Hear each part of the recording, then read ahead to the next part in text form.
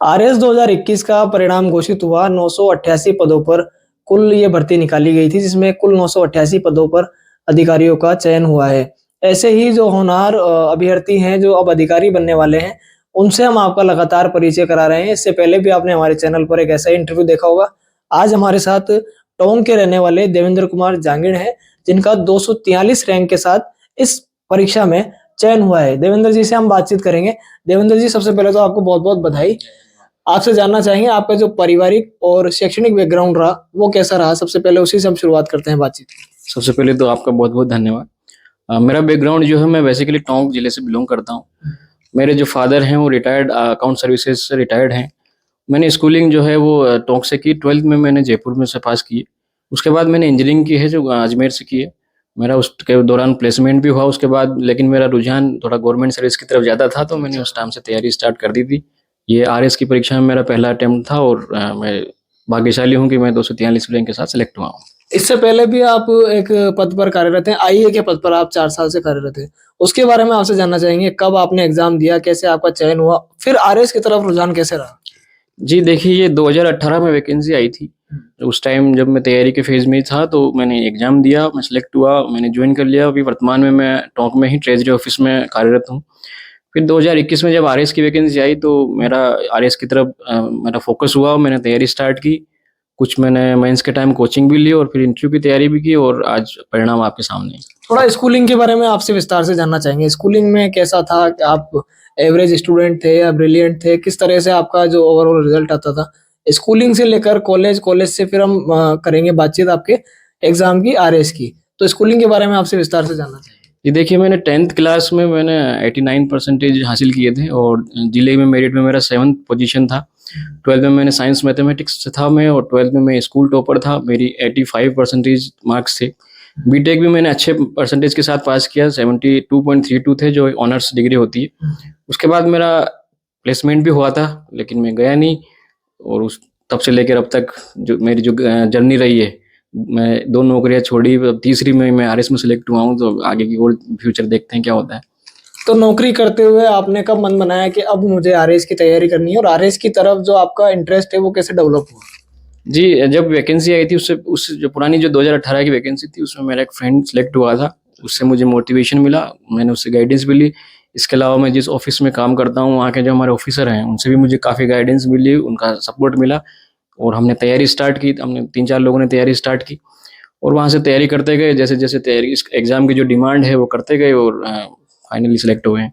Engineering background आपका रहा, तो जो आरएस का सिलेबस हम अगर देखें तो ह्यूमैनिटीज़ के कई सब्जेक्ट इसमें पढ़ने पड़ते हैं। उस चीज़ को आपने कैसे मैनेज किया? या हम सीधा-सीधा सवाल आपसे ये पूछें कि तैयारी की शुरुआत कैसे की? सिलेबस आपने देखा होगा, किस तरह से शुरुआत की और किस तरह आज इस मुकाम पर आए? जी देखिए, इसमें कई तरीके के सब्जेक्ट हैं, लगभग हर फ़ील्ड को इसमें कवर किया जाता है मेंस में, चाहे वो साइंस बैकग्राउंड हो, चाहे आर्ट्स हो, चाहे कॉमर्स हो या ह्यूमैनिटीज़ के सब्जेक्ट हों। लेकिन मुझे ह्यूमैनिटीज़ के सब्जेक्ट, चूँकि हमने पहले कभी पढ़े नहीं थे टेक्निकल बैकग्राउंड से, तो मुझे पढ़ने में इंटरेस्ट आया। इसके अलावा मैं, चूँकि सिलेक्शन से मतलब होता है, तो जो इस एग्ज़ाम की डिमांड है, वो हमें देखनी चाहिए और उसको कैसे हम कंप्लीट कर सकते हैं। जैसे कि हमको इसमें मेंस में रिटन एग्ज़ाम होता है, तो हम किस तरीके से ज़्यादा से ज़्यादा मैक्सिमम नंबर अटेम्प्ट मतलब प्राप्त कर सकते हैं, वो हमें करने चाहिए। और वो आप टेस्ट सीरीज़ देने चाहते हैं, तो मैंने टेस्ट सीरीज़ दी, यहाँ प्रैक्टिस की। उसके बाद जब मेंस क्लियर हो गया, तो इंटरव्यू, क्योंकि इंटरव्यू बोलने का है, आपकी पर्सनैलिटी के बारे में होता है, तो उसके लिए मैंने यहाँ मॉक इंटरव्यूज़ दिए। तो उससे मेरी पर्सनैलिटीज़ में काफ़ी डेवलपमेंट्स हुए और उसके बाद फाइनली मैं सेलेक्ट हो गया। आपने सेल्फ तैयारी की या कोचिंग का सहारा लिया? देखिए, प्रीलिम्स के टाइम तो मैंने कोई कोचिंग ली नहीं थी, मैंने सेल्फ की थी। जब प्रीलिम्स क्लियर हुआ, तो फिर मैंने मेंस के लिए गाइडेंस लेनी चाहिए थी, क्योंकि टाइम भी कम था, तो उस टाइम फिर मैंने सम्यक इंस्टीट्यूट है एक अपने जयपुर में, वहाँ से मैंने कोचिंग ली।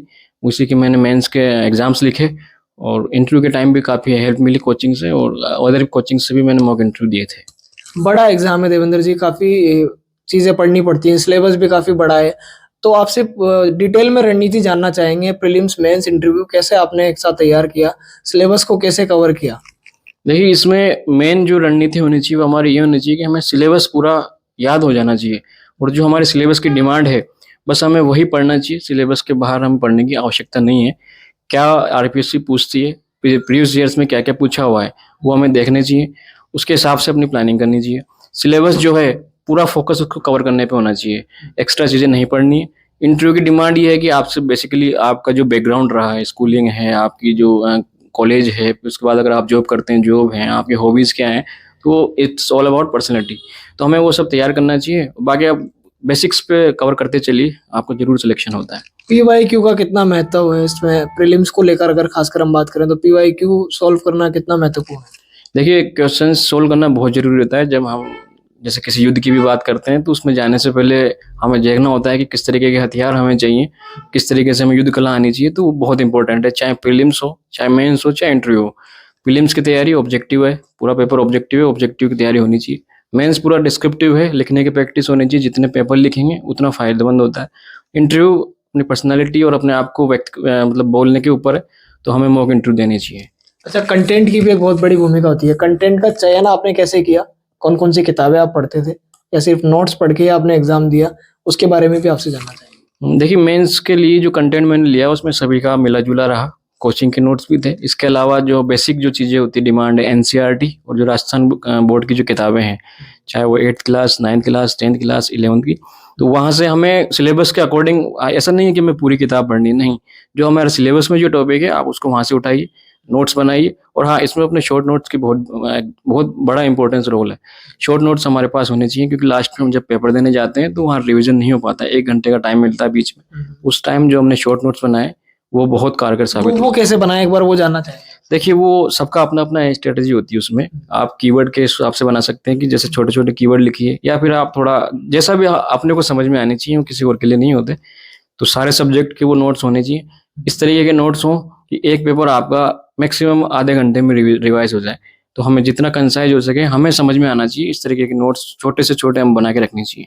लास्ट टाइम में वही कारगर साबित होते हैं। तो बात करें अगर एग्ज़ाम की, तो तीनों फ़ेजेज़ की तैयारी लगभग एक साथ ही होती है। फिर भी जो प्रीलिम्स ओरिएंटेड पढ़ना होता है, खासकर प्रीलिम्स से 3 महीने पहले या 1 महीने पहले, वो आपने कैसे उस दौरान तैयारी की प्रीलिम्स की अलग से? देखिए, प्रीलिम्स का यही है कि प्रीलिम्स में हमें डिमांड ये है कि प्रीलिम्स में फैक्चुअल चीज़ें ज़्यादा आती हैं, और उसके अलावा करंट के जो क्वेश्चंस हैं वो ज़्यादा आते हैं। तो हमें करंट जो है, इकोनॉमिक सर्वे है, उसके अलावा जो बेसिक जो फंडामेंटल सब्जेक्ट है, चाहे हिस्ट्री हो, इकोनॉमिक्स हो, ज्योग्राफी हो, तो इनमें जो फैक्चुअल चीज़ें हैं वो हमें तैयार करनी चाहिए। और सबसे पहले किसी को भी अगर कोई न्यू फ्रेश जिसको तैयारी करना चाहता है, तो उसको पहले प्रीवियस ईयर के पेपर ज़रूर देखने चाहिए, क्योंकि उसमें से काफ़ी क्वेश्चंस ऐसे हैं जो रिपीट हो जाते हैं। तैयारी शुरू करने से पहले प्रीवियस ईयर बिल्कुल, पहली डिमांड ये है कि आप इस एग्ज़ाम को देने जा रहे हैं, तो उस एग्ज़ाम के बारे में देखो कि एग्ज़ाम क्या है ये? इसमें किस चीज़ की डिमांड है, किस तरह के क्वेश्चन्स आते हैं? तो प्री की हो, चाहे मेंस हो, चाहे इंटरव्यू हो, हमें पहले जो प्रीवियस ईयर के क्वेश्चन्स आए हैं, वो ज़रूर देखने चाहिए। उसके बाद सिलेबस पे कमांड हो। बिल्कुल, उसके बाद आप सिलेबस उठाइए, सिलेबस के अकॉर्डिंग चलते जाइए और पढ़ने का रूटीन बनाइए। मैक्सिमम अगर आप स्मार्टली तरीके से तैयारी करेंगे, 4-5 घंटे बहुत है। मैंने जॉब के साथ ही तैयारी की है, तो 4 से 5 घंटे बहुत है अगर आप स्मार्ट तरीके से स्टडी करेंगे। आपको कितना समय लगा इस सिलेबस को कवर करने में? देखिए, प्री के बाद से मुझे 3-4 महीने जो मिले थे, उसमें यही था कि पढ़ना भी था, उसको रिवीजन भी किया, शॉर्ट नोट्स हमने तैयार किए और यहाँ आके मैंने जयपुर में मॉक जो टेस्ट पेपर होते हैं वो भी लिखे थे। तो तैयार करने में टाइम लगता है, बट मेरी डेली का रूटीन था कि 4 से 5 घंटे करना ही करना है, क्योंकि इतना ही टाइम निकल पाता था। सुबह जैसे ऑफिस भी जाना होता था, तो 4 से 5 घंटे अगर हम फोकस होके अगर पढ़ाई करेंगे और सिलेबस के अकॉर्डिंग चलेंगे, तो आराम से इजीली 3-4 महीने में आप कर पाओगे चीज़। मेंस की रणनीति क्या रही है आपकी? क्योंकि 3 तरह के क्वेश्चन पूछे जाते हैं, 15 शब्दों में, 50 शब्दों में और 100 शब्दों में। आंसर राइटिंग एक बहुत महत्वपूर्ण चीज़ होती है। उसको लेकर आपके क्या टिप्स होंगे जो तैयारी कर रहे हैं अभ्यर्थी उनके लिए, और आपकी क्या रणनीति रही थी मेंस को लेकर? मेंस को लेके रणनीति यही थी कि पहले तो सिलेबस करना होता है कि हमें जो सिलेबस है वो हम कवर करें। अगर कोई चीज़ टॉपिक ऐसा है भी जो हमारे समझ में नहीं आ रहा है, तो हम उसे स्किप कर सकते हैं, क्योंकि 800 नंबर का पेपर होता है, हमें 800 नहीं लाने होते। तो आप उसको स्मार्ट तरीके से उसको स्किप करके दूसरा पे फोकस करो। इसके अलावा 4th पेपर जो है लैंग्वेज का, हिंदी और इंग्लिश का, वो आपका बेस्ट तरीके से तैयार होना चाहिए। वो जो पेपर है वो डिसाइडिंग पेपर है, वो आपकी रैंक डिसाइड करता है। तो आप जितना हो सके हिंदी इंग्लिश में हमें फुल टाइम देना है, उस पे कमांड करना है। उसके अलावा बाकी जो 3 पेपर है, कोई भी टॉपिक हो उसके ऊपर हमारे लिए 100 शब्दों का जो क्वेश्चन आता है 10 नंबर का, उसके लिए हमारे पास कंटेंट होना चाहिए कि कोई सा भी क्वेश्चन हो 10 नंबर का हमारे पास मटेरियल है। उसी में से जो 2 मार्क्स का आता है वो भी तैयार हो जाता है, उसी से 5 मार्क्स का तैयार हो जाता है और उसी से 10 मार्क्स का तैयार हो जाता है।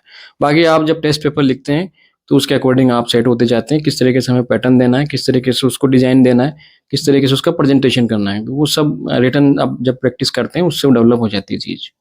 अच्छा देवेंद्र जी, बात करते हैं तैयारी के दौरान की तैयारी की। आप तो चलिए जॉब में थे, कई बच्चे ऐसे होते हैं जिन पर परिवार का प्रेशर होता है, करियर की उनको टेंशन रहती है, जॉब में नहीं होते हैं, तैयारी करते हैं। आपको पता ही है राजस्थान का जो हमारा एक आरएस के एग्जाम का पैटर्न है, आपकी वैकेंसी 21 में आई, 23 में रिजल्ट हुआ, अब नियुक्ति का भी आप इंतजार करेंगे। तो एक काफी लंबा जो फेज होता है वो एक अभ्यर्थी को देखना पड़ता है। तो उस दौरान खुद को कैसे आपने सेल्फ मोटिवेटेड रखा, और जो बच्चे तैयारी कर रहे हैं उनके लिए आप क्या कहना चाहेंगे? देखिए, सबसे पहले तो इसमें आपने जो बताया मोटिवेशन का, तो वो बहुत ज़रूरी है। और मोटिवेशन मेरा ये मानना है कि बाहर से नहीं आता, सेल्फ मोटिवेशन होता है। वो कुछ भी हो सकता है, चाहे आपके फैमिली में कोई हो, आपके फ्रेंड हो सकते हैं, आपके कलीग हो सकते हैं, जिनसे आप इंस्पायर हुए और आप मोटिवेट हुए। मेरा जो फ्रेंड था उसका वो मेरा पॉइंट रहा, मैं वहाँ से मोटिवेट रहा। ये 2.5 साल की जर्नी रही, अभी भी एक्सपेक्टेड है कि अभी वेटिंग चल रही है जॉइनिंग के लिए, बट ये 2.5 साल में रिजल्ट आ गया। इस दौरान मैं सेल्फ मोटिवेशन रहा, जब टारगेट डिसाइड कर लिया था कि करना है। रही बात आप जो बोल रहे हैं कि मतलब जो ऑप्शन बी होना चाहिए नहीं होना चाहिए, तो मेरा ये मानना है कि एक बार आप फुल तरीके से इसकी तैयारी करिए, बिल्कुल सब कुछ भूल के बिना रिजल्ट की परवाह किए तैयारी कीजिए। आप 100% देंगे, आपका ज़रूर सिलेक्शन होगा। इन केस अगर नहीं होता है, वो पार्ट ऑप्शन भी होना चाहिए, क्योंकि हमें ये लंबा टाइम लेता है, कंज्यूमिंग होता है, एक वैकेंसी 2.5 से 3 साल लेके जाती है, तो ऑप्शन भी ज़रूर होना चाहिए। आप किसी जॉब में सेलेक्ट हो जाते हैं तो आप उस वहाँ के जो आपको जिम्मेदारी मिलती है वो भी निभाइए, और साथ साथ आप पढ़ाई भी करते चलिए। तो मेरा ये मानना है कि ऑप्शन बी भी होना ही चाहिए। अच्छा, इंटरव्यू के बारे में हम आपसे जानकारी चाहेंगे। इंटरव्यू आपका कैसा रहा? किस तरह के सवाल वहाँ पूछे गए? और आपसे अगर पर्सनली हम बातचीत करें तो आपका जो इंटरव्यू था उसके बारे में आपसे जानना चाहेंगे कि आपका इंटरव्यू कैसा रहा? आपसे क्या-क्या बातें वहाँ पूछी गई? देखिए, इंटरव्यू जनरलाइज़ था, ऐसा कोई नहीं था कि मेरा बैकग्राउंड से था, या जनरलाइज़ वे में चला, रैंडमली चीज़ें चली। कहीं से जैसे करंट जो मेनली करंट था, कि जो करंट सिचुएशंस थी ज़्यादा उनसे पूछे गए। 4 लोगों का बोर्ड था, एक टेक्निकल से भी बैकग्राउंड से भी उसमें बैठे हुए थे पैनल में। उन्होंने मुझसे टेक्निकल के 2-3 क्वेश्चंस पूछे, जैसे क्रिप्टोकरेंसी के बारे में पूछा और वेबसाइट के बारे में पूछा, जैसे कि मेरी इलेक्ट्रॉनिक्स एंड कम्युनिकेशन ब्रांच रही है। उसके अलावा जनरलाइज़ चीज़ें थी, कुछ कोड की बेसिक चीज़ें थी, और एनवायरनमेंट के बारे में थी, कुछ मेरे हॉबी के बारे में चली गई, और कुछ करंट के बारे में चली गई। तो एक मिला-जुला रहा इंटरव्यू। मेरी तरफ से मैंने अपना लगभग बेस्ट दिया था। 1-2 जगह मैं उलझा भी था, बट मैंने उनसे उसके बारे में पोलाइटली अपन ने बात कर ली थी। तो ओवरऑल मेरा इंटरव्यू ठीक रहा था। कितने मार्क्स दिए आपको? मेरे 64 मार्क्स आए। लगभग मैंने 85 टू 90% मैंने जवाब सही दिए थे। 10% मैं मानता हूँ कि 1-2 जगह मैं मतलब हो सकता है कि गलत निकल गया हो, बट उसके लिए मैंने उनसे देखो पोलाइटली आप बोल सकते हैं कि सर इसके बारे में मुझे जानकारी नहीं है, और बाहर जाके मैं इसके बारे में और पढ़ना चाहूँगा। अब आपकी 243वीं रैंक आई है, आपका चयन हो गया। आशा करते हैं जल्दी नियुक्ति मिलेगी, तो प्राथमिकताएँ क्या रहेंगी? प्राथमिकताएँ सर ये है कि जो भी ज़िम्मेदारी सरकार देती है, उसको अपने को पूर्ण निष्ठा के साथ निभाना है। 4.5 साल से वही काम कर रहे हैं। अब वो बड़ा प्लेटफ़ॉर्म मिलेगा, तो जो भी योजनाएँ हैं सरकार के, जो कल्याणकारी राज्य के लिए जो होती हैं, एक अधिकारी की ज़िम्मेदारी यही होती है कि वो जिसके लिए बनाई गई हैं, उसके लिए टाइमली पहुँचे, डायरेक्ट और प्रोजेक्टेड तरीके से उसके पास जल्दी से जल्दी उन सुविधाओं का लाभ पहुँचे। तो मेरी यही प्राथमिकताएँ रहेंगी। जो भी मुझे डिपार्टमेंट मिलता है, जो भी मुझे आदेश मिलते हैं, उनका त्वरित तरीके से कार्रवाई हो, और तुम जल्दी से जल्दी मैं अपनी योजनाओं को वहाँ लोगों तक पहुँचा पाऊँ। बहुत-बहुत धन्यवाद हमसे बात करने के लिए। तो ये थे देवेंद्र कुमार जहांगीर, जिनसे हमने बात की तैयारी के बारे में। इनका कहना है कि जो आरएस का एग्ज़ाम है, ये ज्ञान की तो परीक्षा ही, साथ-साथ धैर्य की भी परीक्षा है। और ज़िम्मेदारियों पर बात की तो बताया कि जो भी सरकार ज़िम्मेदारी देगी उसको पूरी निष्ठा से निभाऊँगा, और जो हाशिए पर मौजूद व्यक्ति है, उस तक सरकारी योजनाओं का लाभ पहुँचाने की कोशिश करूँगा। जयपुर से कैमरामैन नफीस खान के साथ मैं अज़हरुद्दीन, जयपुर टुडे न्यूज़, जयपुर।